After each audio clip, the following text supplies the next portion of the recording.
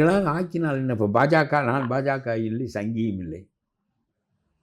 நான் முஸ்லீம்களுக்காக புத்தகம் எழுதியிருக்கிறேன். முருகனுக்குரியதை முருகனுக்கு கொடு, முஸ்லீமுக்கு உள்ளதை முஸ்லீமுக்கு கொடு என்று சொல்கிறேன். நான் பிரித்து அறிய தெரியாதா? இவர்களுக்கும் அவர்களுக்கும் பிரச்சனை என்றால் முருகனை ரோட்டில் விடுவதா?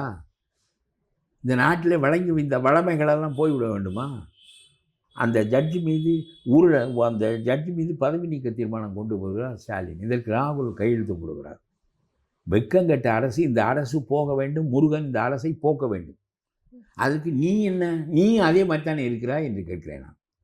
அந்த ஆள் ஊரடங்கு சட்டம் போட்டால் அதிகாரம் இருந்ததினால் நீ போடவில்லை. அதை தவிர ஊரடங்கு சட்டம் போட்டது தப்பு என்றால் சொல்ல உனக்கு தெரிந்ததா? நீ எதற்காக ஆட்சிக்கு வர வேண்டும் என்று நினைக்கிறாய் என்று நான் கேட்கிறேன். ஊரடங்கு சட்டம் போட்டது தப்பு.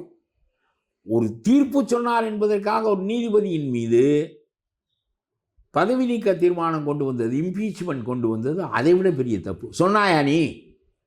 சும்மா தமிழ்நாடு தான் விஜய், விஜய் தான் தமிழ்நாடு, 7 கோடி மக்களும் நீயா?